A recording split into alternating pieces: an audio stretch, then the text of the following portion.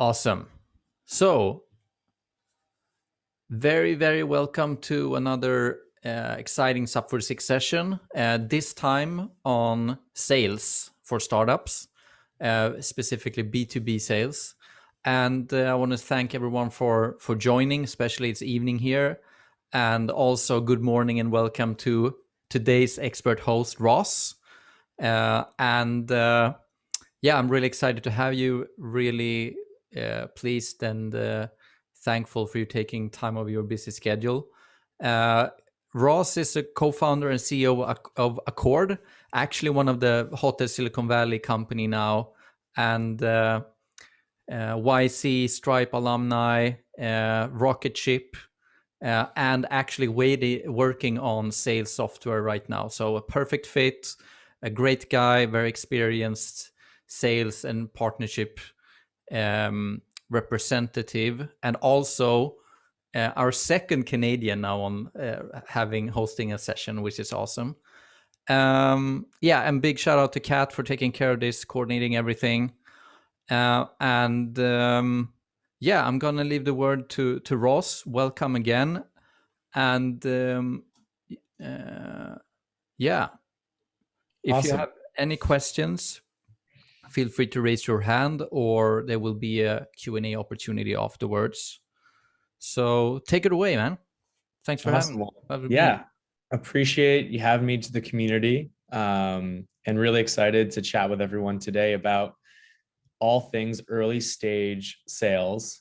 So maybe to fill in some of the blanks on context, who I am. So Ross Rich, CEO and co-founder at Accord. Started the company about 18 months ago with my brother, who's one of our co-founders, after doing sales at Stripe as one of the first business hires in late 2015. So kind of going through that basically 300 to 350 person sales organization growth and figuring out, all the way from, hey, how do we respond to potential leads out of user voice and Zendesk, to building out a multi-geo sales organization, going from first selling to startups, then mid-market, then enterprise, then doing global platform partnerships, close partnership with our founding team there.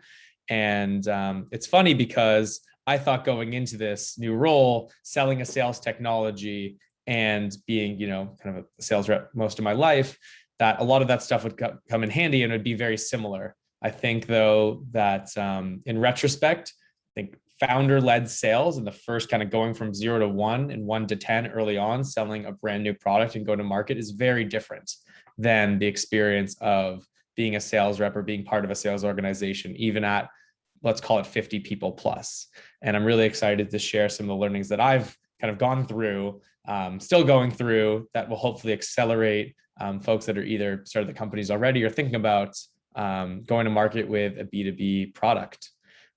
So in terms of the structure of this the session, I'm going to speak mostly for 40 minutes. Hopefully people aren't feeling too shy, and feel free to jump in when I pause for some questions. There will be awkward silences if no one jumps in to start. And then we'll do around 15-minute Q&A at the end. And then we're going to do, and Sebastian and I are going to do a little fireside chat after. But diving in, if you saw on the agenda, we're basically going to cover on 5 main areas. First are going to be these 4 pillars of sales. So I tried to simplify and create a model of the million different things that you need to figure out when you're first going to market with your product. These are kind of, think of the 4 pillars of the house, or this beautiful Greco-Roman pillar here. So we have first the positioning and messaging. How do you communicate clearly the problem that you're solving in your solution to make sure it resonates with your ideal customer profile? The different channels and how to figure out lead generation. How do you talk to the right people to sell your product to start? And this idea of consultative selling or collaborative selling. How do you successfully have those early conversations and build interest and engagement on your product and get feedback from your customers early on? And then this idea of how do you make these things repeatable? What is, thinking about building a process into your sales motion, so it's not like every single conversation you go into is like the first time you're having it. How do you build on those learnings and iterate, similar to how you would approach product design and engineering. And then I think one thing that's key to the success of any of these pillars is this idea of a founder's sales mindset. I'm going to have suggested readings for each of the different pillars. And my suggested reading for the mindset here is going to be one of my, I'd probably call it a top 5 book across both nonfiction and fiction, would be How to Win Friends and Influence People. And this book actually came out, if you can believe it, in the 1930s, which is pretty wild to think about. It came out in 1930s and still making it into the top 5 list, probably top 1 or 2 for business, for nonfiction. And I had this LinkedIn post the other day that seemed like really resonated with people. Basically said, if you'd be a top 90+% sales rep, founder, sales leader, colleague, friend, etc., if you just followed the formula from this book, which is basically just like, hey, be a good person, listen to what the other person is saying, be collaborative, don't just talk the whole time, like all of these like really basic principles. And I think getting into, before we go into the pillars, the mindset should be, how do you help someone with your, you can't go in being like, I need to close this deal, I need this person to be a customer. Tarek and I actually just got off, Tarek's also in the session. He's our go-to-market lead at Quarter, just joined about 4 weeks ago. We just went on to this call with a prospect from a few months ago, reconnecting. And, obviously the ideal outcome for a Quarter here is a sale, but you need to have some sort, your mindset going into these calls, no matter if it's a prospect, intro, whatever, should just be like, how can I help this person potentially? And how can I learn the most? And maybe the outcome is going to be in the most benefit to you and the customer is going to be a sale. But I think the best way you're going to build relationships and be successful long-term, especially as a founder who's representing the brand of your company, is this mindset of, okay, how am I going to learn the most here? How am I going to potentially add value to who I'm talking to, and not just be focused on the close? So I think thinking about all these different parts of the pillars, thinking about everything from that perspective is going to put you miles ahead of everyone else. Especially if you're not an ex-salesperson, you're probably innately not going to feel, it's going to feel a bit awkward. It's probably going to feel like you're pitching the person when you're really trying to close them. The best way to approach this is definitely as, building better relationships. So hopefully that's helpful to think about. I don't know if there's like a good way to remind yourself every time before you go onto a call. I see this kind of mistake from most people who haven't done sales before. It's either actually one on the spectrum of like, you're not even making any asks, and like you're so far from actually, building this relationship and partnership with someone because you're too nervous about that, or they're going in way too aggressively and trying to pitch them when the conversation is going that direction. So would highly recommend going into every conversation, no matter who it's with, to think about things from that perspective, and then to read How to Win Friends and Influence People. Any questions on this mindset or things that are resonating with them after, starting to sell and have early conversations with customers?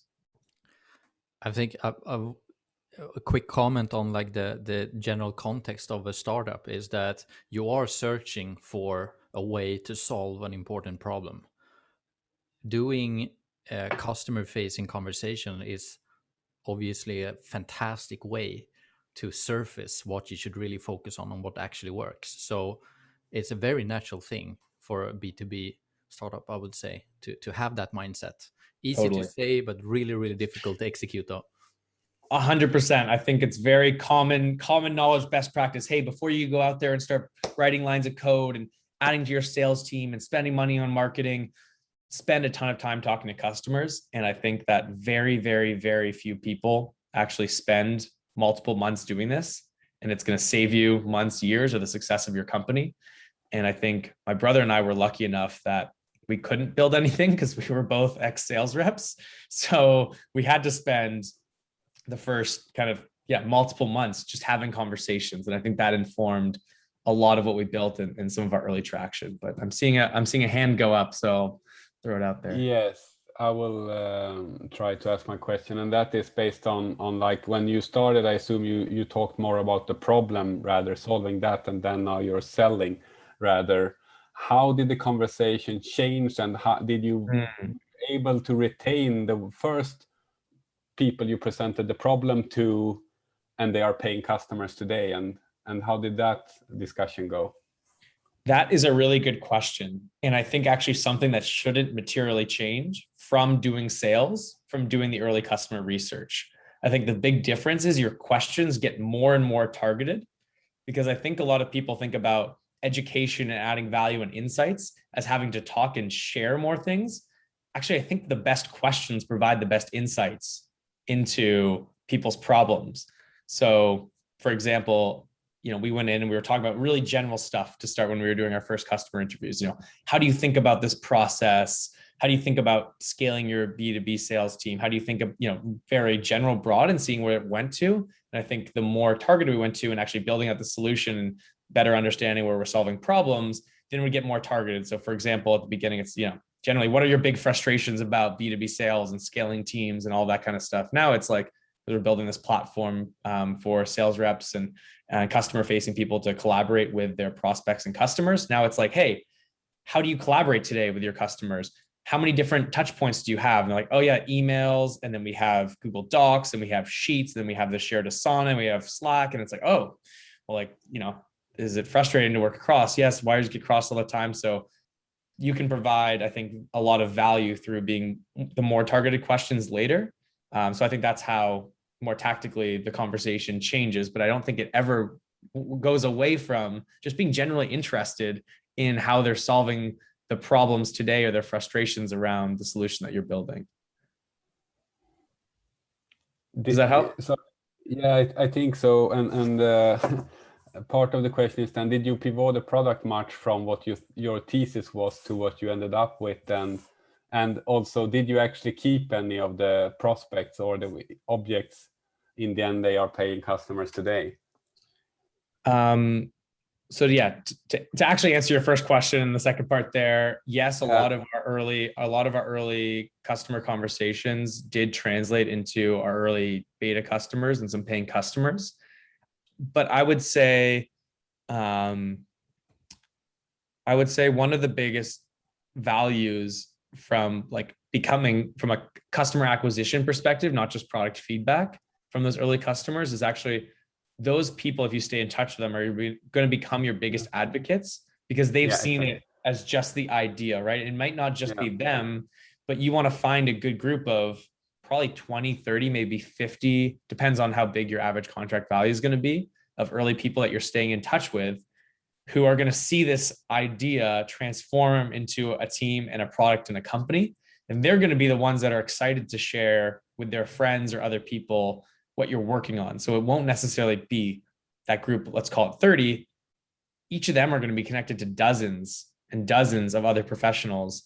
And there's this idea I should have added to this founder sales mindset, Crossing the Chasm, another great kind of foundational book for thinking about early sales, is this idea of referenceable customers. And it's not just referenceable customers, it's the referenceable network and influential people and hyper-connected people that you're talking to. So you want your early feedback folks or customers to be made up of a large majority of highly networked people. So it doesn't come down to, hey, going back to every conversation doesn't need to be about the close. And a lot of people talk about this, creating evangelists. You're trying to build a movement, and the idea should resonate with enough people and be passionate enough about that you're going to create this movement.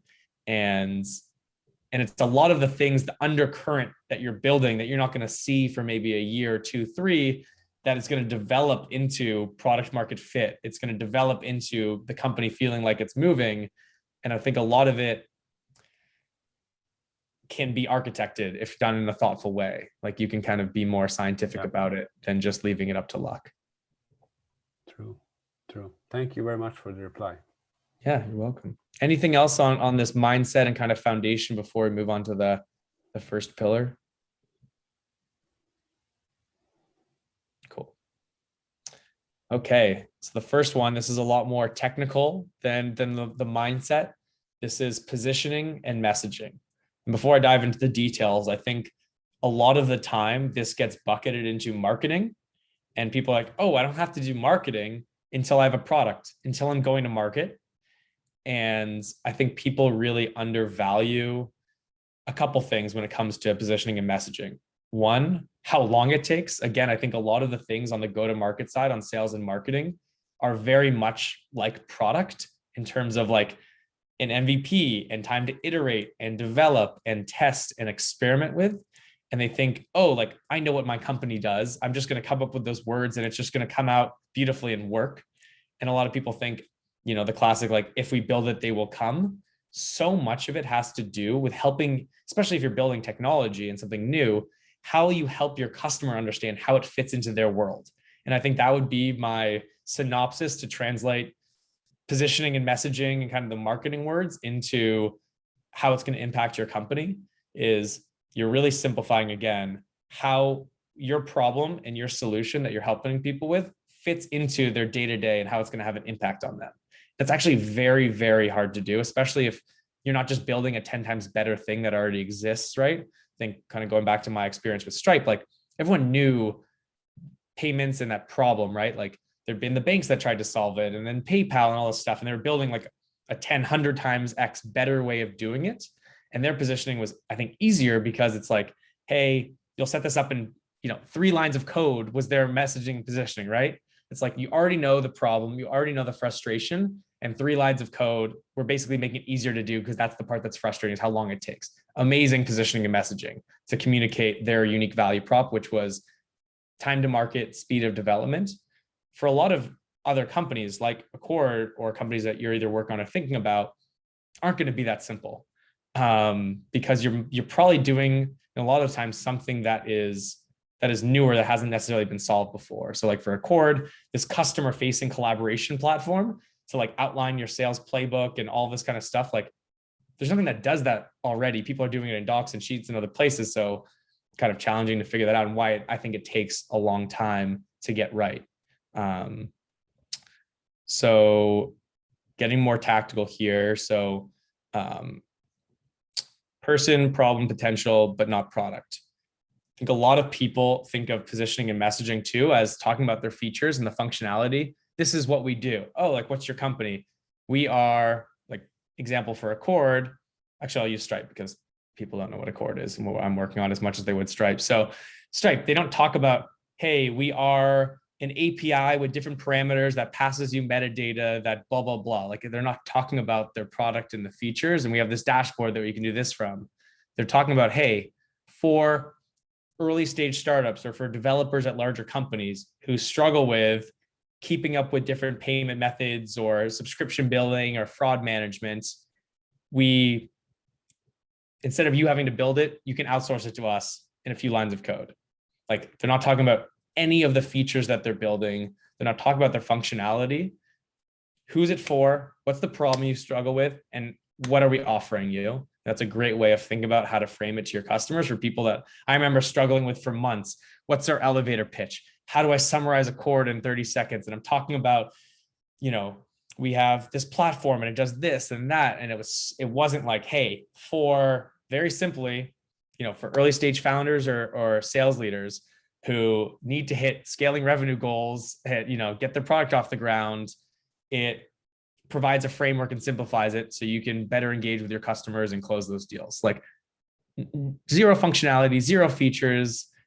That's, I think, a really good framework to think about positioning and messaging. I have a suggested read here that puts it in a framework, building a story brand.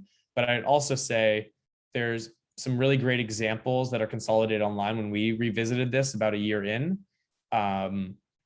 One was through HubSpot. HubSpot has some really great content. One was from HubSpot. They have their positioning and messaging examples there and some other ones. So would definitely suggest checking that out. And equally as important, because I talked about positioning and messaging as how you intersect those problems with where you are in the market, is being super clear, concise, and confident. It's so easy to add words and you're like, oh, but if I'm missing this one part of it, people aren't going to get it. Like, this is like part I'm excited. Like everyone, whether or not you're a founder or a salesperson at the company or whoever, is going to be far more excited about your product and your company than your customers. Your customers at the end of the day do not care about your product or the details that you're passionate about. They care about the impact that comes with it from using it and on their lives. So really try to be judicious with the number of words and how you're framing things, and always lean towards cutting things over exactness and over, I should say, like getting all the details in, not exactness. So some key things to remember: short and sweet, less is more. Exact, be very specific. It shouldn't do everything, especially early on, unless you're like a series C, D company where you need to layer on a new product before IPOing. You should probably be solving a very specific problem with a very specific set of users. And absolute, which is it does this, not for some, for others, etc. I'm going to pause. I'm seeing some chat. I don't know how to get to it with my shared screen right now, but are any questions or comments coming through? I think you're good. So people connecting. Okay, cool. But probably a good point to pause for a second and go to the group and hear. I don't know if others have felt like they've done a good job here and want to share some best practices of the exercises that they've done, or have any questions about how to go through this exercise with, say, a founding team or leadership team to nail their positioning and messaging. I think this is the hardest step, defining your product. Most of the times when most of the greatest companies, they have some type of, at least in our experience, some domain expertise where they come from within for a decade or two of experience. Trying to extrapolate and abstract all the very, very much detailed knowledge that you picked up over 20 years into like one sentence presentation is one of the hardest thing you could do. But in terms of execution or output, is also one of the most valuable thing you could do. Because if you can't communicate the problem that you're trying to solve in an easy way, you're probably in trouble. Yeah, totally. And that reminded me of another great book that I don't know how I didn't include here. I'm adding it right now live, called Play Bigger. And it talks a lot about that, how to take your unique insight and turn it into something that everyone can understand easily. And it has some really great, even online worksheets and stuff to go through while you're reading the book. And I think it's a great thing to go through with your founding team. I think as a personal takeaway to all of this stuff, I thought we were coming into the market with something super clear based on those insights, simple product, and was surprised. And even currently, like how much we have to trim. And I think, again, kind of moving away from just like, this is for marketing, this is for going to market. Tarek and I were just talking about this, how your positioning and messaging needs to perfectly align with the product and the value that someone is going to get immediately to create that hook. Whether or not it's self-serve and product-led, where whatever's on your front page, the thing that's enticing them to sign up and use your product to start, needs to perfectly align with that hook of your product to build that habit around. It needs to, if it is the 3 lines of code, like it actually needs to be insanely easy. It can't be something else. And I think a lot of the times those things aren't congruent. And that's actually one of the core things stopping a company from being very successful, is they find a way to generate interest in leads and sales. And it's not in perfect lockstep with what their product's doing or the features that they're adding. Question. Yeah, I actually, sorry, if anyone else wants to speak, please speak before me then. No, I was just thinking about, like, when you say potential but not product, and then I was thinking about the first iPhone, because when that came, you thought it was the product itself that it was speaking, but it was rather the problem it was solving. If you think about it a few laps, I mean, it is an amazing product, but it was rather, you don't need a manual to use it. And the standard use cases for most of us cell phone users are very limited.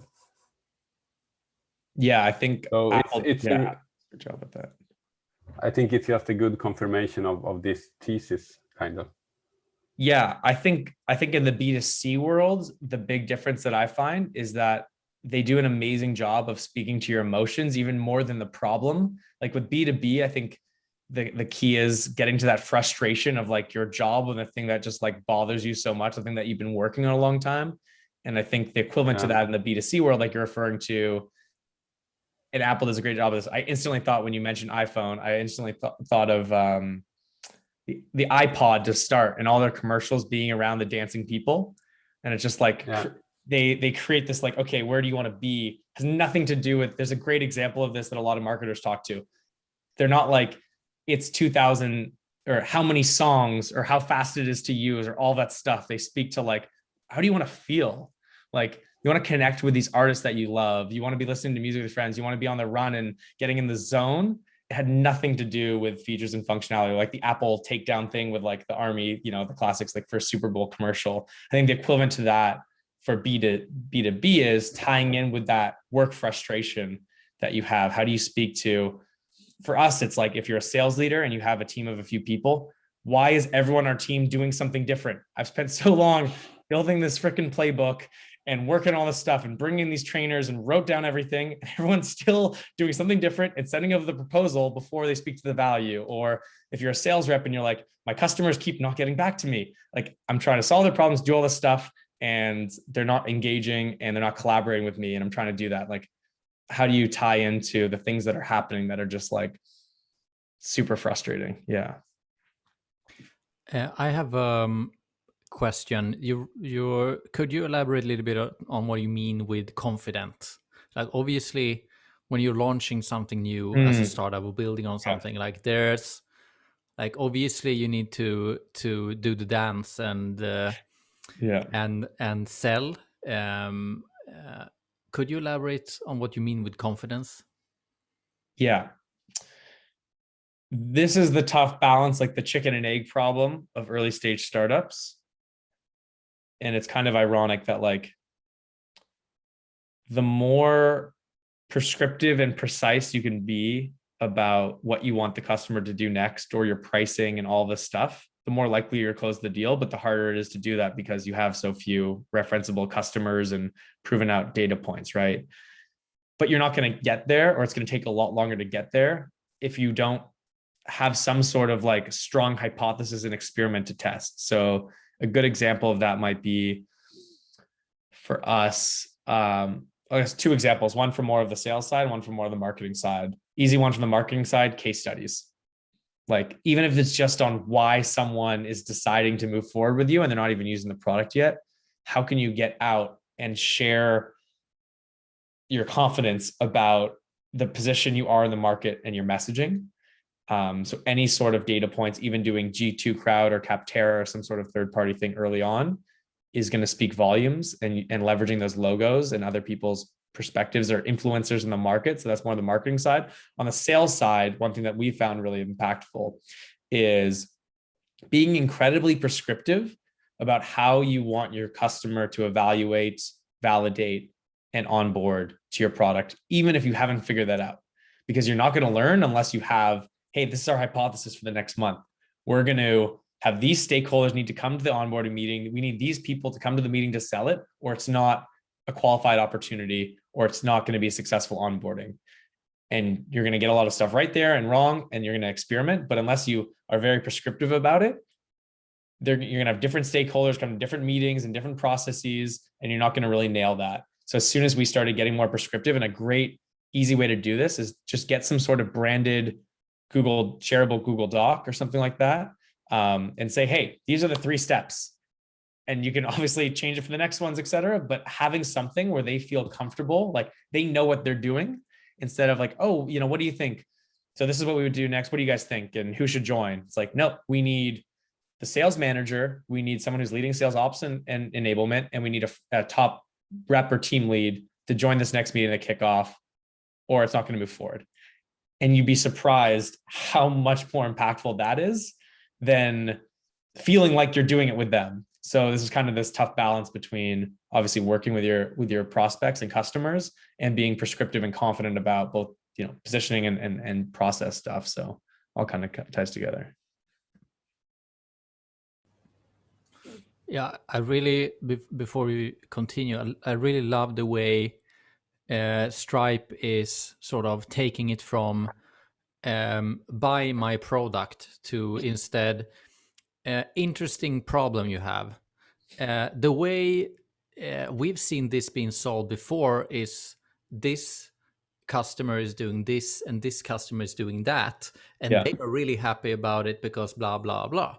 It's a really good way to communicate, like in real time, best practices and case studies and with strong references. Yeah, and it's a great way, going back to like the mindset stuff, education and not pitching someone hard is like, hey, these are the market leaders, these are the companies we're working with. That goes back to the start. You know, these are the companies we're working with and people, they were struggling with this, going international, and they reach this potential. We work with people like that. Is that something, you know, how are you solving this today? What are the things working? What's not? This is how we approach it. These are other companies like you approach it. And then it becomes like, you know, you want to spend time with that person and working on some of the tougher challenges that the business is facing. But just in terms of time, I'll keep things moving. We have 15 minutes left. Awesome. So some examples, I can share out the deck with everyone after, but basically have some examples here from different companies. Whatever helps, whatever, do this thing.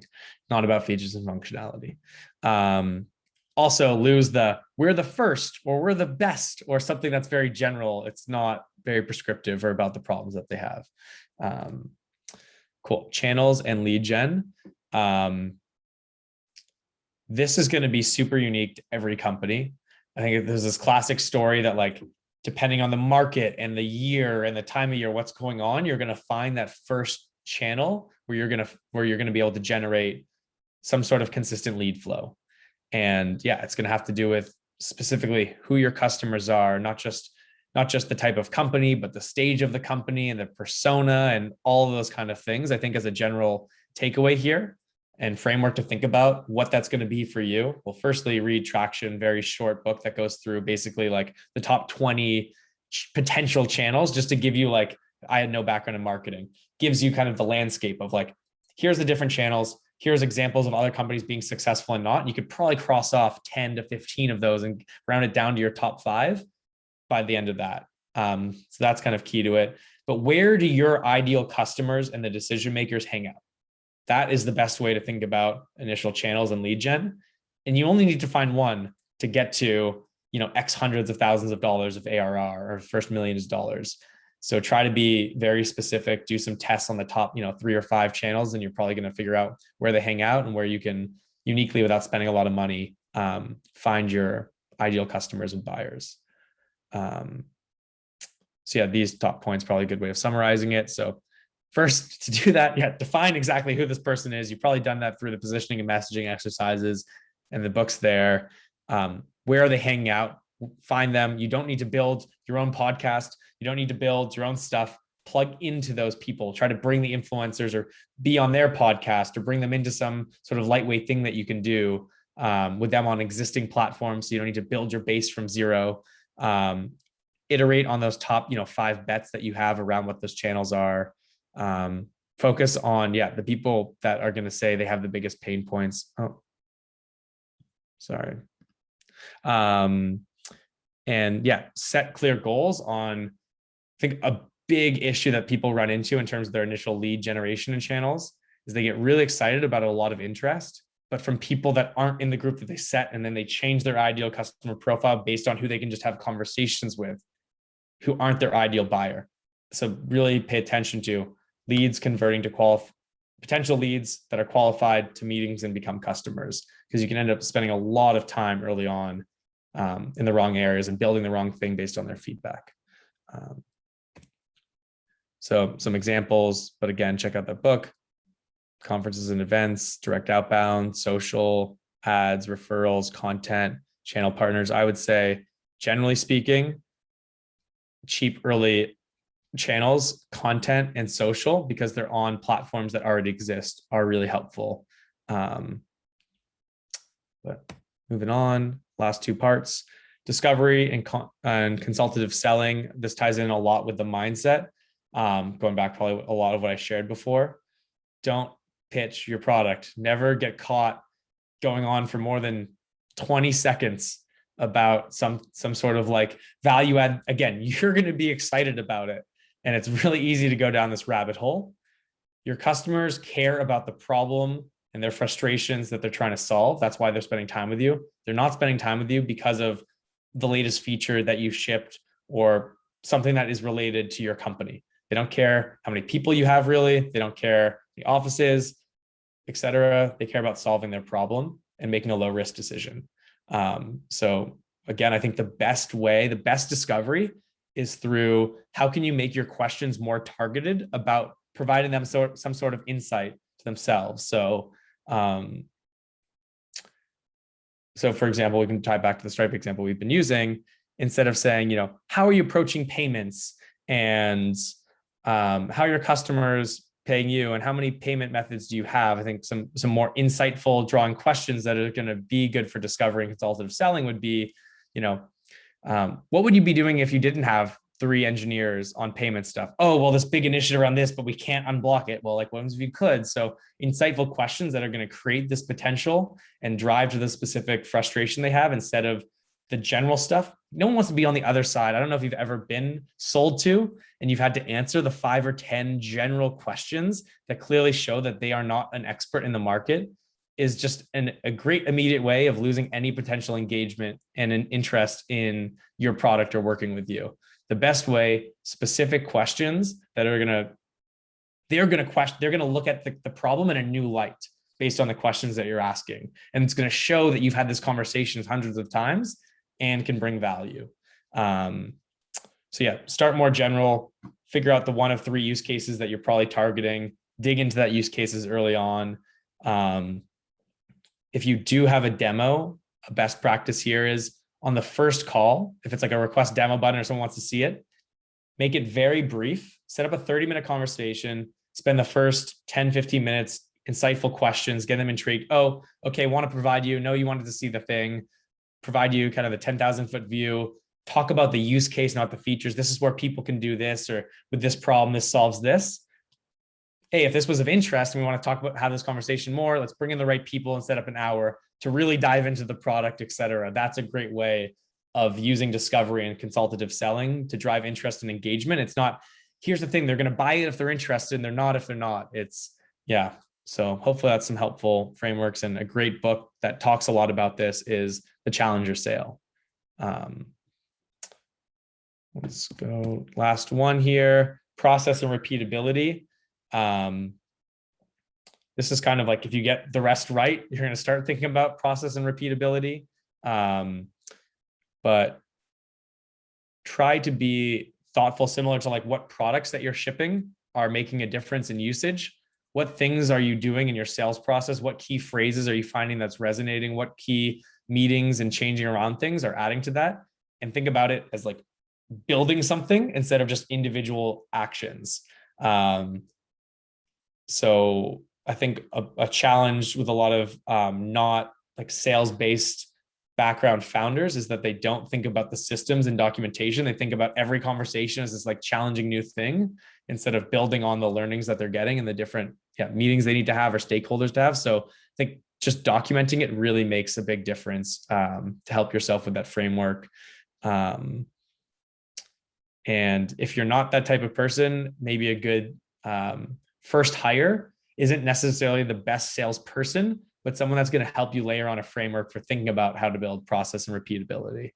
I think is really undervalued, as everyone thinks about sales as like that person who's just like, oh my God, when they come into the room, they can talk to anyone and all this kind of stuff. That's not how you're going to build a big business. Maybe if you're a consulting company and you want to sign clients that way, that's the person to hire. If you want to build a scalable business, try to figure out how you're going to do that repeatably to scale, again, similar to the product. So a great book here, Founding Sales. It's by an ex-engineer who's now a sales leader at a sales tech company. So I think really great for thinking about ways to and frameworks to scale.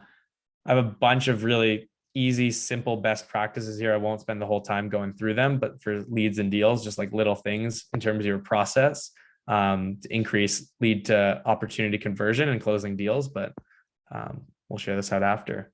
With that, I think we're done with the content piece.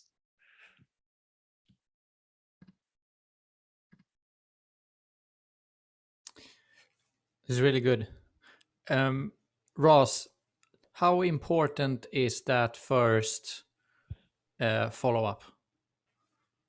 Could you just comment on that for a second? Totally. The first follow-up, both for leads in terms of, there's some crazy stats in terms of if someone writes in, or even if it's a referral or an intro to someone, getting back within 10 minutes.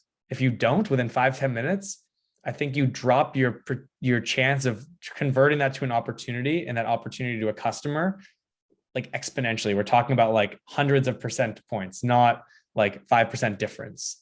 So super, super important for many reasons, but that's just kind of, yeah. And then also something that is less valued, I think, is the follow-up after the call. People are like, oh, I'll get to it. I'll do it tomorrow. I'll do it later today when I'm clearing everything out. Like, no, that like you just had X amount of time you invested, 30 minutes, 45 minutes, an hour call, like spend 2 minutes, have a template to follow, copy, paste it in, put in their name, put in the key points and next steps, get it sent out while it's still top of mind, book that next meeting on the call, have that reinforced, or it's going to feel like a task for the customer. Oh, I wasn't in the mindset. I'm going to do this different thing, shifting. That's an easy way to get ghosted in the sales process.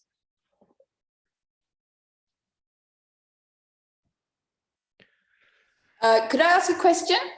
For sure. Yeah.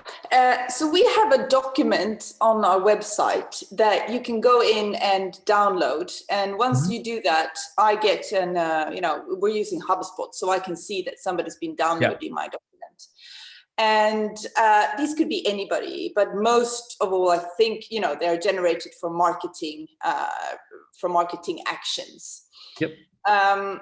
So what I do is that I try to reach out to them with an email saying, you download our standard. Could you please let us know if you have any questions? Would love to chat to you. We're in the accessibility business. And I have so far got 0 response. Yeah. And I'm trying to really get back early. And now I'm even digging into using a video, say, like a more personal. Do you have any ideas there? Totally. Yeah, I think that's a great iteration on the process of adding a personalized video. I'd say a lighter weight, easier way of doing that, what I'd recommend is actually finding that person on LinkedIn. If you collect their email from them, engaging with that resource on your site and just adding them. Once they accept it, check your notifications and send them a note. Hey, I'm, whoever from this company. So I engage with this, see that you're doing this at your company, outside of interest in, company name, always happy to jam out on whatever the topic is. And it's going to be hard for someone, most people are not going to ignore a personalized note that had something to do with their engagement that's being sent that doesn't feel like a sale. So I would say that would probably increase engagement a ton and be pretty easy to start doing on a daily basis. I think now, definitely we're not at that point of saturation with the video, but sometimes when I see it, I'm like, oh, it's probably the same video that they're sending to everyone. So if you do a video, make it custom to them. But I think that LinkedIn more personal touch, I've seen make a really big difference. And then they go to your profile, they can read a little bit more, do a bit more research. It brings them back to maybe the site. That's what we found really effective. Okay, cool. I actually thought that, adding them on LinkedIn would send them a message like, oh, she's stalking me, or like, oh, who's this person? But LinkedIn is, it's fine for that kind. It's such a platform that we know that it's professional when it's, Exactly. And then optimize your account to have some key things that, because at a minimum, they're going to click on your profile and be curious, and then have some things there. It's similar to your website, the front page. So yeah. Okay, great. Thanks. No problem. I actually have another question. Awesome. Let's do it. We have a little bit of a strange situation, but we're working with accessibility, and our whole thing is that we want to help companies to raise understanding of accessibility and why this is a target group that is important also for, you know, for social reasons, but also for your revenue. And I get the feeling that I need to tell the customer first why this is a problem for them, that they're not using it. So I actually need to tell them that they have a problem first, and then come with a solution. And, you know, that's not, it's hard to do, you know, in a first pitch, in a first call. Totally. Extremely hard. It's easier to know that, okay, they have this problem and here's the solution. So do you have any ideas there, how I could, you know, maybe break it up? Or yeah, I would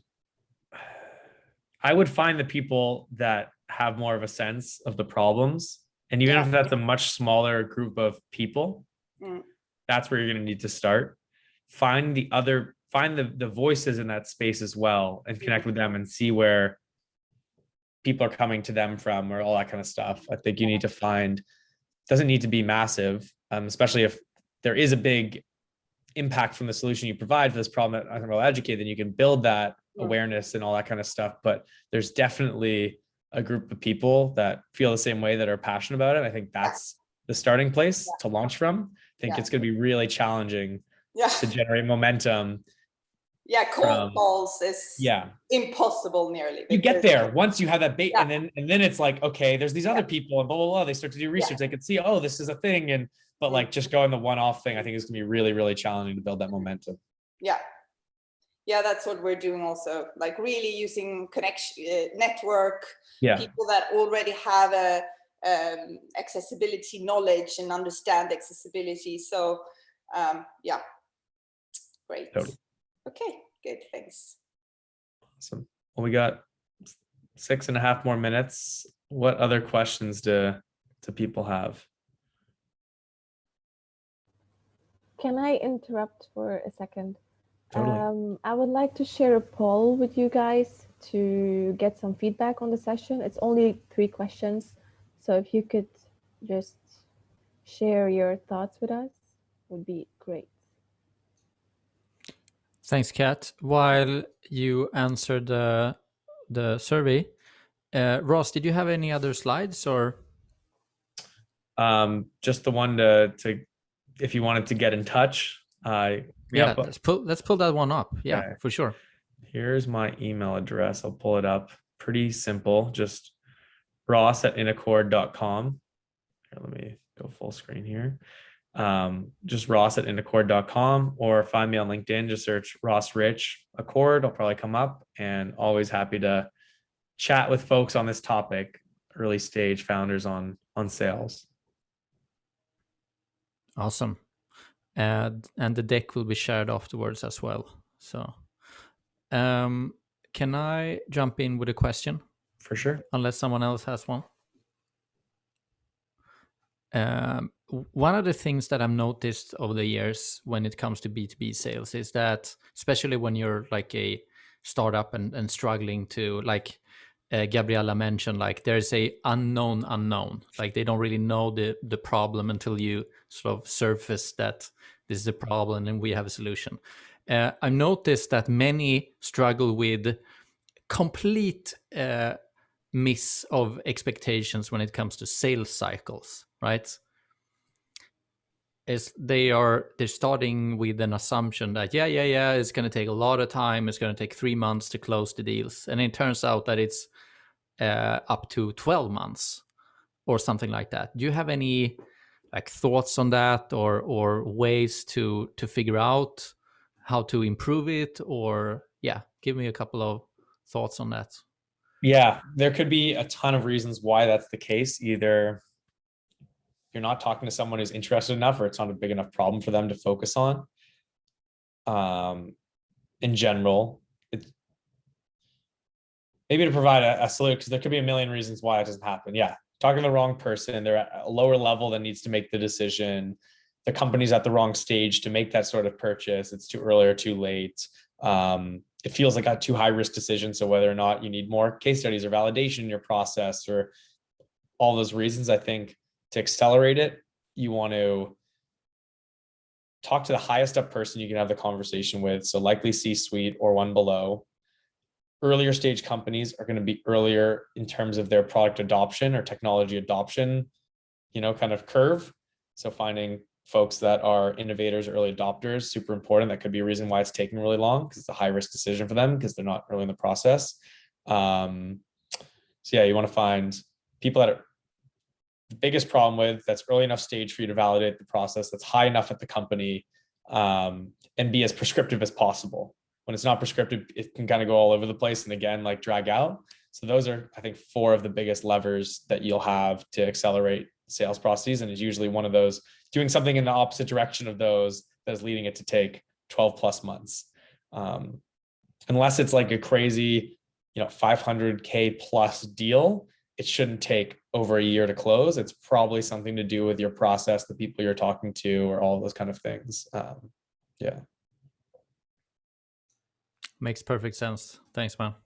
Of course. Kat, what's the time? We are perfectly on time, actually. We still have 5 minutes. So Perfect. I'm gonna bombard Ross with questions unless someone else has something. Carlos, anything from your end? Nothing specific, as I am employee from the Scania world, but I always have some ideas and possible business. And that's why it's always interesting to listen and learn about what's going on. Nothing, I'm in the part that the unknown. I don't know my future problems. I'm kind of getting rid of that. No specific questions in that regard.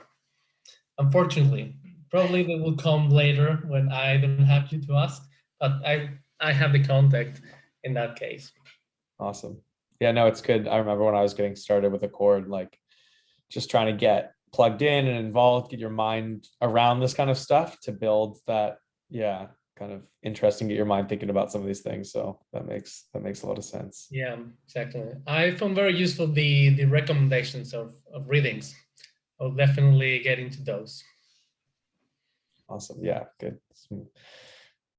Always good to take from others if they've spent a lot of time becoming experts, right? Up level yourself. Don't have to make the same mistakes. Well, you still will, but you'll probably learn from the mistakes faster if you've read them before. Hopefully, yeah.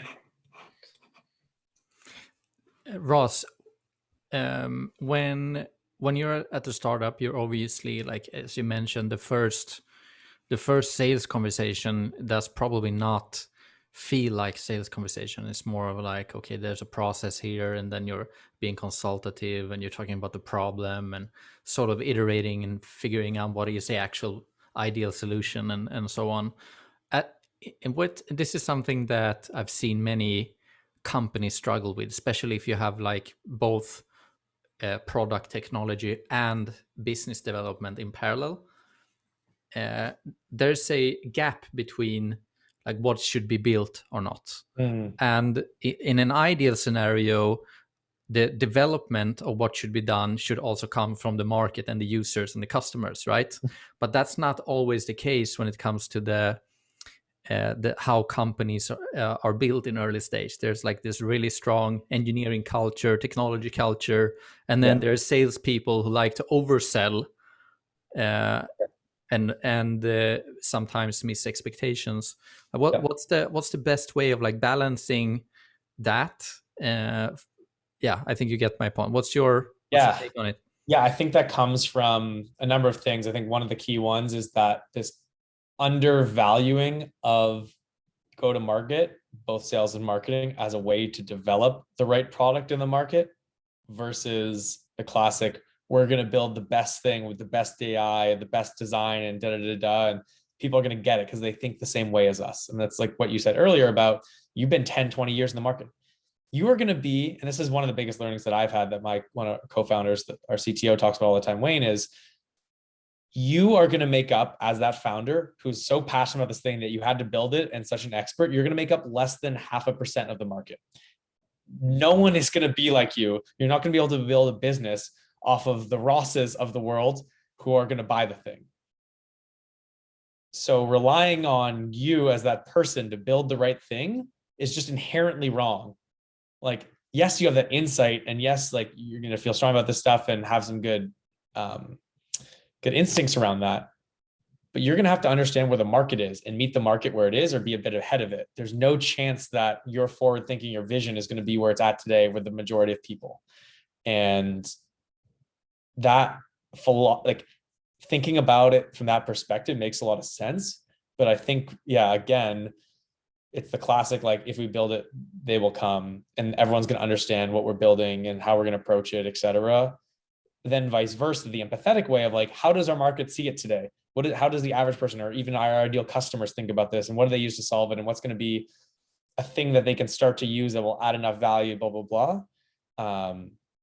And I look at our early, even as a salesperson, I look at our early go-to-market, leads, as well as like sales conversations and marketing, as ways to inform the product. Even though I'm not, an engineer or product background, it's still not going to be a core the thing that's going to make us successful early on. It is going to be building the right product. It is going to be all that stuff, but that has nothing to do with, having the best, like at least 95% of, probably 99% of the sales tech, or the technologies that are coming out aren't like, the moat isn't the tech. It's not that you have the best model. It's not whatever. It's meeting the market where it's at, providing all that kind of stuff. And you're not going to get there if you're just building a thing in a vacuum. And really thinking about go-to-market as a way to inform the product and as a key competency. And it's just a philosophical difference that I think a lot of engineering-driven technical founders just don't get. And it needs to be about product, which is the bridge between the technology and sales and marketing, than anything. Yeah. So I don't know a good way to solve that. I think you probably need to make the mistake. If you're hard-headed about that, you probably need to go to market with something and have no one use it, or not be able to find your early customers to pivot from there, to learn that lesson. Yeah. Yeah, it's really good. I don't know if you talked about that, but I've seen a lot of conversation where YC is referring to that as like, fall in love with the problem, not your solution, right? Exactly. Yeah, they're classic. They talk a lot about build something that a very small group of people are going to love. And it's so funny, because if you haven't been in the early stage, you're constantly obsessed with, how do I build this big bit? You're pitching employees, you're pitching investors, you're pitching your customers on like why this thing is going to be big and exciting. But at the same time, you need to build something that like a very small number of people are going to be able to use and get value for the first few years.